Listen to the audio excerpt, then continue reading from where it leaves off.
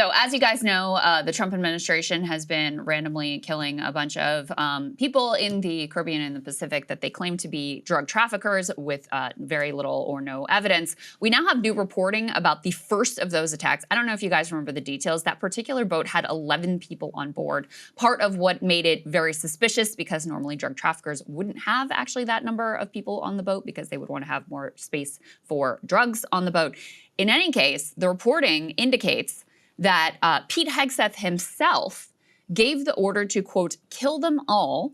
After the initial strike on the boat, there were 2 survivors who remained, who were clinging to the wreckage, and that voice command from Pete Hegseth led to a double tap strike that experts say is a pretty clear, if we're even accepting their legal rationale that they could be bombing these people to begin with, is a pretty clear war crime. In any case, Trump was asked yesterday about that second strike, that double tap strike from Pete Hegseth. Let's put this up on the screen. I'll read it because the audio is really bad. So the reporter said, if there was a second strike that killed wounded people, would that be legal? Trump said, I don't know what happened. And Pete said he did not even know what people were talking about. I would not have wanted a second strike. The first strike was very lethal. It was fine. This reporting also led to a rather explosive exchange on CNN involving Stephen Miller's wife, Katie Miller, and Bakari Sellers. Let's go ahead and take a listen to that. He said that those orders that were given of the drug boats in Venezuela were illegal. Can you cite those statutes, please? Yes, because it's actually called the Due Process Clause of the United States of America. Because can you point to one of those boats that actually had drugs on them? Do you know that? Do you know about the Trinidadians who were killed innocently, who were just fishermen? Can you actually kill those fishermen without due process? So the answer to the question is yes. I can cite the Constitution, just as Scott did. If you go and say that those were members of Al-Qaeda or ISIS coming to our shores with enough drugs or enough ammunition to kill 100,000 Americans, wouldn't you expect our commander-in-chief to take action to stop that? That's what's happening here. That is what's happened, by the way. That's what happens in every war zone, whether you go to Iraq, Afghanistan, Iran, Somalia. Go there. Let's talk about it. Give me one name of one individual that you can compare to Al-Qaeda coming through that had enough fentanyl to kill all these Americans. Can you name one? Let's go to what these drug boats are talking about, which is that we are actively ensuring that the war on drugs that we've been doing for 50 years, which has not worked one single day. Yeah, right. We can agree on that. It hasn't been successful one day. So wouldn't you want our... The administration not sending their best there, I would say.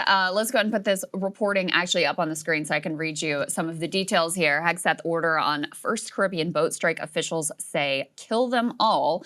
The longer the U.S. surveillance aircraft followed the boat, the more confident intelligence analysts watching from command centers became that the 11 people on board were ferrying drugs. Defense Secretary Pete Hegseth gave a spoken directive, according to 2 people with direct knowledge. The order was to kill everybody, one of them said. A missile screamed off the Trinidad coast, striking the vessel, igniting a blaze from bow to stern. For minutes, commanders watched the boat burning on a live drone feed. As the smoke cleared, they got a jolt. 2 survivors were clinging to the smoldering wreck. The Special Operations Commander overseeing the September 2nd attack, the opening salvo in the Trump administration's war on suspected drug traffickers in the Western Hemisphere, ordered a second strike to comply with Hegseth's instructions. Again, 2 people familiar said.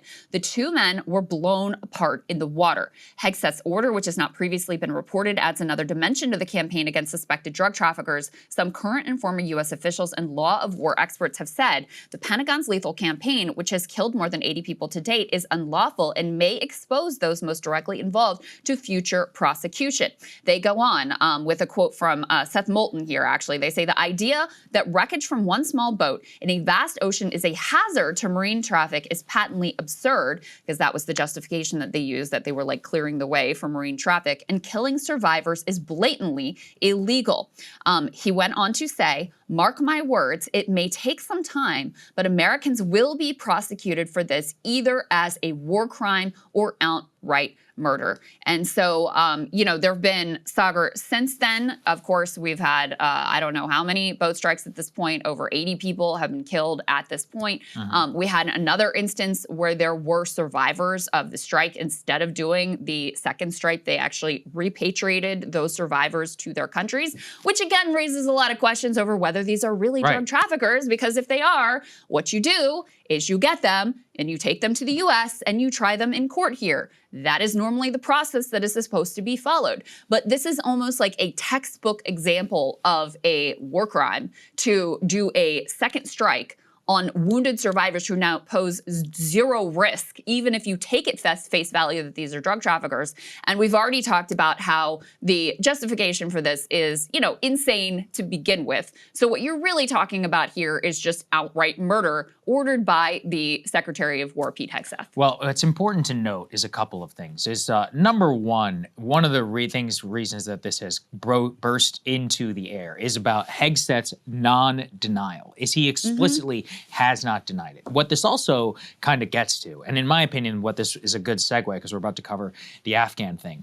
In some ways, very unfortunately, this has been the modus operandi for the way that we have approached the entire war on terror. And I think what people should be afraid of, and this certainly I've had this as well, is it was very easy in 04, 05 to be like, yeah, we're killing them all and all this. But when you watch this stuff get normalized and institutionalized in the U.S. military and then be brought to the Western Hemisphere and right off of the borders of the United States with a legal justification that could technically apply to anyone, it should freak you out because that's what the same thing with the FBI. Remember we talked about the January 6th stuff.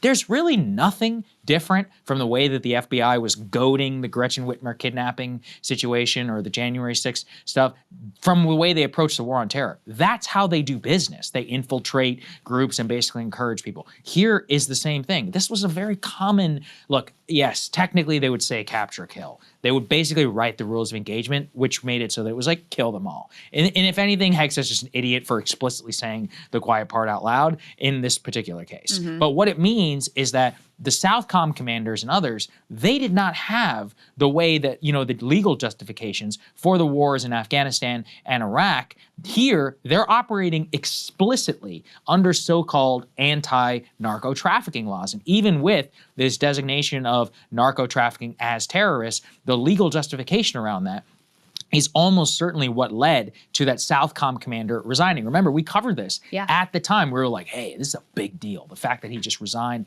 out of nowhere. He's been telling people behind the scenes. Ryan and I have reported this, that he was very uncomfortable. Now we seem to understand exactly what it is. And there's a reason why there's been all this legal wrangling in the White House to find some sort of legal justification. But, again, just to bolster a real world example.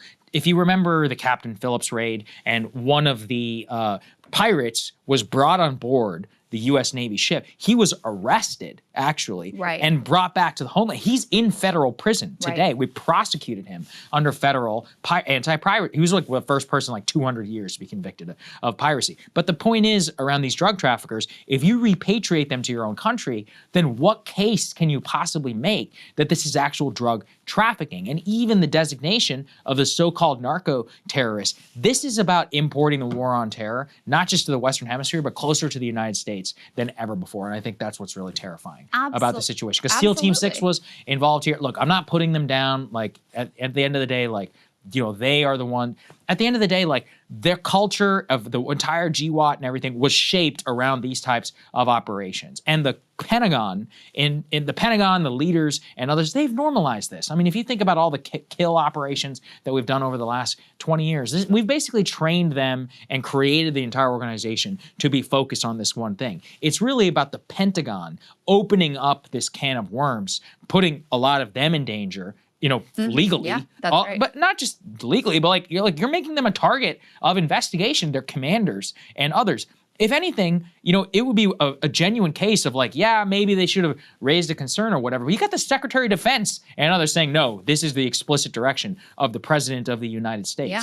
This is the same thing. They did this with al-Waqi. They've done this all over Afghanistan, Iraq, Yemen, Somalia. This has been, unfortunately, very normalized. I'm glad it's actually breaking out into the open. And the reason why it's terrifying is because this is in some country 3,000 miles away. This is here. This is America. Like, this is in our territorial waters in some cases. And there's nothing that would keep them from doing the same thing here on our own soil. I mean, I really want people to understand that they are claiming the ability to randomly murder whoever they want, wherever they want, and just, they were involved in drug trafficking.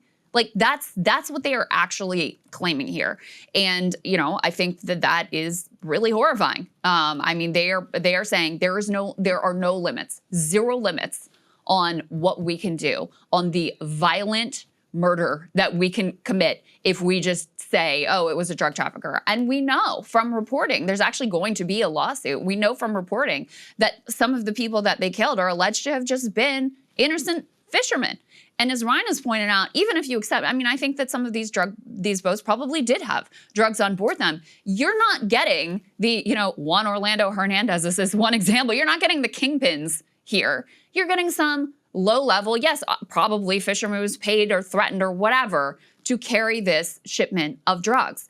In any case, you've got a long track record with Pete Hegseth. He's involved in trying to successfully getting off the hook these convicted war criminals from the war on terror. Saagar is absolutely right that, the way this starts is, okay, well, Al-Qaeda attacked us. They genuinely did. So we need to sort of suspend some of our normal protocol in order to go after them. And that has just expanded and expanded and expanded. This is one more extraordinary leap in terms of what the powers that they are claiming here and the violence that they are committing. To your point about the Hegseth non-denial, I believe we've got before up on the screen, he says, as usual, fake news, blah, blah, blah. But he doesn't actually deny the details of what is reported. He denies that it's illegal, but he does not actually deny the details of what was reported by the Washington Post, which you should essentially take as a confirmation. The Intercept, by the way, just to give them credit, they were the first to report that this was a double tap strike. Right. So there are multiple news organizations now who have confirmed that particular detail. You have bipartisan committees in both the House and the Senate. We can put B5 up on the screen, who have said they are going to investigate. Chairman U.S. Senator Roger Wicker, who is a Republican, chair of the Senate Armed Services Committee, and U.S. Senator Jack Reed, who is the Democrat, the ranking member, issued a statement saying the committee is aware of recent news reports in the Department of Defense's initial response regarding alleged follow-on strikes on suspected narcotics vessels in the Southcom area of responsibility. Committee has directed inquiries to the department and will be conducting vigorous oversight to determine the facts related to these circumstances. The House, as I said before, also saying that they are going to look into this too. And you can put B6 up on the screen. You've got a bunch of former military lawyers who are saying, former JAGS working group unanimously considers both the giving and the execution of these orders, if true, to constitute war crimes, murder, or both. War crimes, if you accept the, they're terrorists and we're at war justification, which again, very, very dubious, and outright murder if you do not accept that justification, which I think there is little reason to accept that justification. And we also know, Saagar, that, Hegseth fired a bunch of JAGs as well. A bunch of military lawyers that he, apparently was concerned would not just go along with him doing whatever it is that he wants to do. And then the other thing that I'll say about this is the other context is there's this whole dust up going on right now about the Slotkin and Mark Kelly video saying, hey, if you're given unlawful orders, you should not follow them. And Hegseth and Trump are freaking out about that. I mean, I think this is part of why that really touched such a nerve, because there is a real vulnerability here for the people who were involved. Now, what Trump is likely to do is just on his way out of office, blanket pardon anyone who was involved in this, you're off the hook, get on a jail-free card. But if you're one of the elites who is involved, you'll probably feel like fairly comfortable that you'll probably be protected. Mm-hmm. The more rank and file members of the military, the SEAL Team 6 guys, like, you really feel confident that they're going to go to Matt for you and make sure that you're protected as well? Well, the Intercept connection that you mentioned there is interesting. The Intercept has long, all the way back, going back to the Bin Laden raid, has had sources inside of SEAL Team 6 and has always reported some of the... Yeah, you got to give them credit. They blew a lot of the stuff open. And I don't want to get too deep into the weeds, but basically they have long raised questions about the official narratives of SEAL Team 6. So the fact that they reported it first confirms some of their previous connection there with the highest levels of that command. And yes, obviously they're going to have to save their own ass if this ever comes into an official inquiry. This has been blown open. And I think the reason why is that Congress, look, the administration pulled a fast one on Congress. The Congress was actually about to vote in the Senate where they were going to try and censure the administration over the Venezuela war in particular. But what they did is that the Trump administration indicated, actually, we're going to back off things. Remember, there was 2-3 week period. Yep. And so Senate said, okay, we're going to give you the benefit of the doubt. Obviously, that was incredibly stupid. What's happened in the interim, though, is that with this so-called double tap and more, Congress actually has to also not just declare war, but has oversight over all of this. And this is the part where the administration, and actually Republicans are increasingly waking up to this. The midterms, as they look right now, it's going to be a blowout. When all this stuff, subpoena power in the House of Representatives and oversight authority, let's say some crazy shit happens, the Senate goes Democratic. I mean, if you're a SEAL Team 6 commander or any of these other people, high-level operator in the Naval Special Warfare, your ass is coming to Washington, and you're going to be testifying, at the very least behind closed doors, before the new House Armed Services Committee or the new Senate Armed Services Committee, or they're not going to give you $1 whenever it comes to funding the government. Like, they have no idea what is actually coming. And at that point, I mean, putting these guys under the bus, causing huge problems for them. I think I just want to underscore, this is about war on terror coming to America. That's what's terrifying about it. And the fact is that these tactics and, modus operandi and others, largely, it's been normalized, unfortunately, I think, in a lot of our GWAT. And what people are really reacting to, and I think this is part of the unfortunate thing, is that people are only really reacting because it's about drug trafficking. But the ground has been set. Al-Waki, we murdered a U.S. citizen. Completely with no due process. I mean, they basically died that day. It was over. And then from that point forward, we had all of these capture kill raids, which were just kill raids, all over Afghanistan, all over Iraq. And now, so it's like you set that ground over 20 years, you create that culture. And that's now being imported here. And that's what's the scariest thing about it. And it's like, that's why, look, I'll be honest, I didn't clock it at the time. Only people like Glenn and others really understood like what was actually happening. Because it's easy to justify, oh, they're killing terrorists. And it's like, this is what it leads to. This is actually the logical justification. Yeah, it was just, it was convenient. It was Glenn, who's like a really genuine, committed, principled civil libertarian. And, and it was lefties who were like, this is leading to a bad place. Like, you may be okay with this now, but just, every president is going to take this power and is going to expand it. And there's a direct line between those power grabs and what we're seeing now, even though this is a even more, brazen and even more insane. So in any case, I mean, I guess I'm glad to see Congress asserting itself a little bit here. You never know what could happen. But clearly, Hegseth and others feeling at least a little bit nervous and uncomfortable, which is, I guess, a good thing, even though this is, all completely insane. That's right. All right.